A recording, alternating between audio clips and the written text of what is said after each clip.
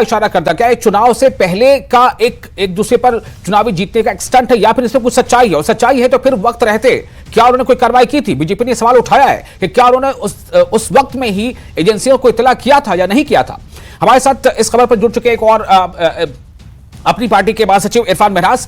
इरफान, आपको अगर मेरी आवाज मिल पा रही हो तो सीधा निशाना कहीं ना कहीं वाया बीजेपी आम आदमी पार्टी, माफ कीजिएगा, अपनी पार्टी पर भी है। क्या आप इत्तेफाक रखते हैं? जो मुफ्ती ने कहा है कि ऐसी पार्टियों को समर्थन बीजेपी कर रही है जिनके जरिए से हवाला का पैसा, मतलब कई बातें की उन्होंने, आपका रिएक्शन? देखिए, इल्जाम तो इल्जामात हैं, उनका हक बनता है इल्जाम लगाना।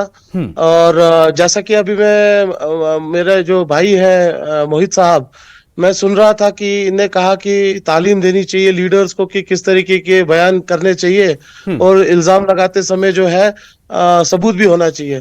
तो मुझे लगता है कि शायद ये चीज इनकी लीडर साहिबा के ऊपर भी जो है ये बात बनती है कि वो जब इल्जाम लगा रहे हैं तो अगर उनके पास सबूत है तो सबूत लेके सामने आए। यहाँ पे एजेंसीज है, पुलिस है, बाकी एजेंसीज है, तो वो सबूत पेश करें और जिनने ऐसा कुछ किया है तो उनके खिलाफ कार्रवाई हो।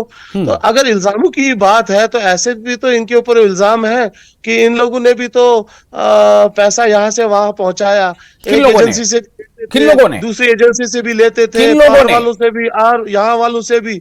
तो ऐसे इल्जाम तो इनके ऊपर बहुत सारे हैं। ये तो इरफान, किन लोगों ने जानती है किन लोगों ने पैसे पहुंचाए जो इस समय इल्जाम लगा रहे हैं? मतलब किसकी बात कर रहे हैं आप? साफ से बताइए, एनसी की बात कर रहे हैं, किसकी बात कर रहे हैं? देखिए, आपने अभी शायद मेरे ख्याल से पीडीपी की बात की है, पीडीपी की प्रेस कॉन्फ्रेंस हुई है तो उसी के बारे में आपने बात की है, तो मैं उनके बारे में ही बात कर रहा हूं। जी जी।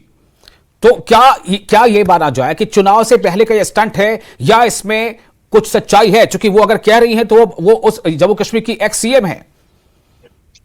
जी, कहने को तो वो बहुत कुछ कहती है। उनने तो ये भी बोला था ना कि मतलब जब मैं सीएम बनूंगी या जब यहाँ 2014 में लोगों से वोट बटोरे गए थे तभी तो उन्होंने बहुत कुछ बोला था कि बीजेपी जो अछूत है इसको टनल से पार रखना है, लेकिन वैसा तो हुआ नहीं।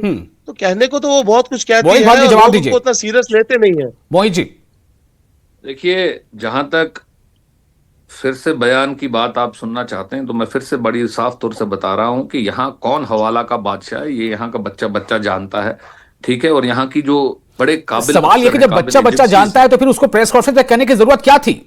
तो सरकार शील्ड कर रही है ना उनको, हम तो यही कह रहे हैं, सरकार शील्ड कर रही है। जब उनकी चोरी जग जाहिर है, जो दिल्ली के अंदर केस है, किसकी गाड़ी के साथ से सामान बरामद हुआ था, ये तो न्यूज रिपोर्ट है ना, ये तो हमारी तो नहीं है, ये तो आप सहाफियों ने, आप गूगल कर लीजिए, आप कहीं अखबारात को निकाल लीजिए, ये खबर तो जग जाहिर है। ये खबर हमने तो नहीं निकाली, ये हमने तो किसी को नहीं पकड़वाया।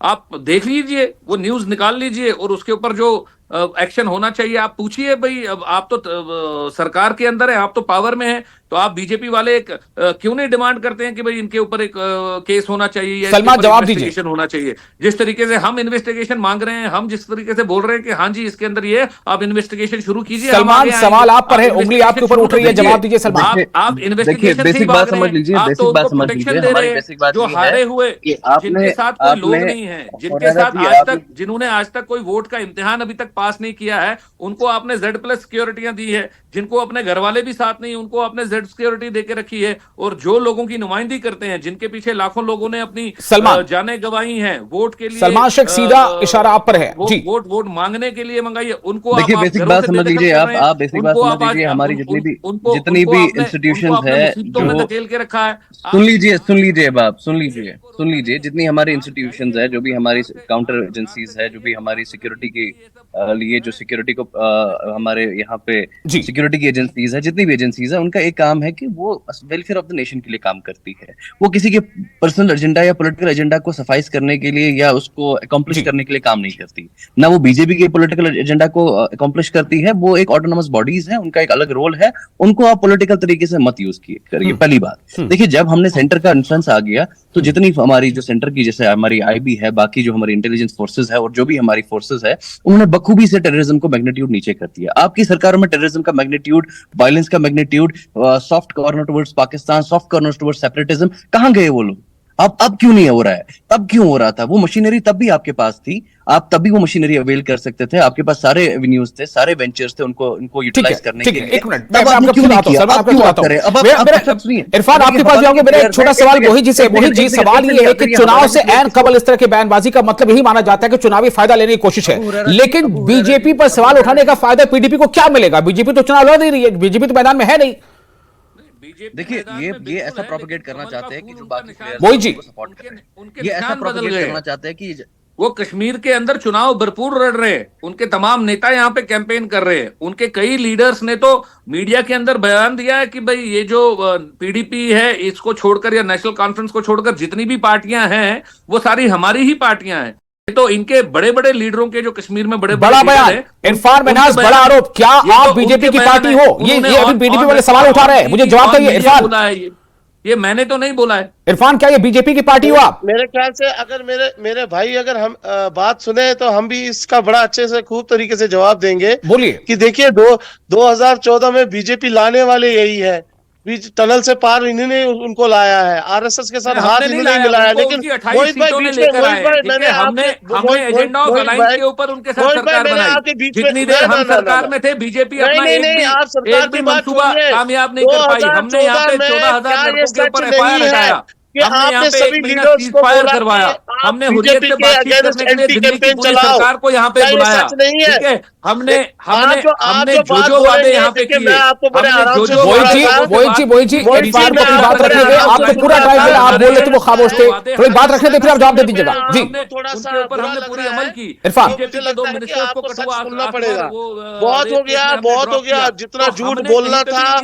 आपकी पार्टी पिछले 20-30 साल से झूठ बोलते आ रही है, अब आप सच सुनने की हिम्मत रखें, वो दिन के सच सुनने की हिम्मत रखिए। आपने अपनी बात रखी है, अब आप हमें भी अपनी बात रखने दीजिए। क्या ये सच नहीं है? आपको तो 2014 में आपने बीजेपी के साथ हाथ मिलाया, तो पर्दे के जो पीछे लोगों का मैंडेट आपने लिया बीजेपी के खिलाफ, उनके साथ नहीं आपने हाथ मिलाया और लोगों के वोट का कत्ल उनको किया। अगर ये इतना नापाक अलायंस लग रहा था तो उनको 3 साल तक ये समझ नहीं आया कि ये अलायंस गलत है, तो वो एमएलसी की कुर्सी छोड़ देते, तब तो वो एमएलसी की कुर्सी के साथ चिपके रहे जब तक सरकार टूट गई। के साथ उसके बाद जब कहीं दूसरी तरफ से उनको ऑलिव ब्रांच दिया गया, दूसरी जगह से मुफात जब निकलने की बात आई तो उनको आज चिल्लाने से कुछ नहीं होगा, आपकी आवाज बुलंद करने से कुछ नहीं होगा।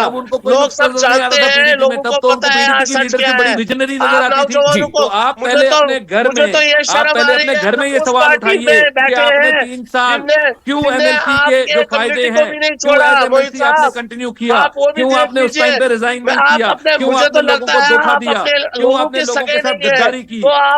ये सवाल आप अपने घर वालों से पूछिए पहले, आप अपने घर के अंदर डिस्कशन को कीजिए। लोग जो है आपको बेनकाब कर चुके हैं डीडीसी इलेक्शन में, अब ये मेंबर पार्लियामेंट के इलेक्शन है, इसके अंदर आप दोबारा से बेनकाब होंगे। और आप देखिए आपका जो रिजेक्शन है, लोगों का जो गुस्सा है, वो 4 जून को जो ऑलरेडी वो बटन दबा चुके हैं और मन बना चुके हैं। मैं फाइनल कमेंट के लिए आ रहा हूं, फाइनल कमेंट सलमान, इस पूरे बयानबाजी का एक दूसरे पर इल्जाम तराशी का उद्देश्य क्या हो सकता है चुनाव से ऐन कबल? सलमान, छोटा सा कमेंट। की शर्म नहीं है इस चीज की सलमान। देखिए, मैं ये कहता हूं कि ये जो हवाला इनके कह रहे हैं कि जो हवाला वाले प्लेयर्स हैं हम उनको शील्ड करें, क्या ये हवाला प्लेयर्स इनके हिसाब से 10 साल पहले या 5 साल पहले एस्टैब्लिश हुए हैं? इससे पहले यहाँ हवाला प्लेयर्स नहीं थे? अगर उससे पहले हवाला प्लेयर्स थे, इनकी सरकार की क्या पॉलिसी उनकी तरफ थी वो पहले बता दीजिए, पहले इतना जवाब दे दीजिए। अगर ये हवाला प्लेयर्स इन्हीं 5 सालों में एस्टैब्लिश हुए हैं या अब जवाब देने का टाइम तो शायद मुझे लगता है जनता का आ गया है। Irfan final comment, 15 second to you.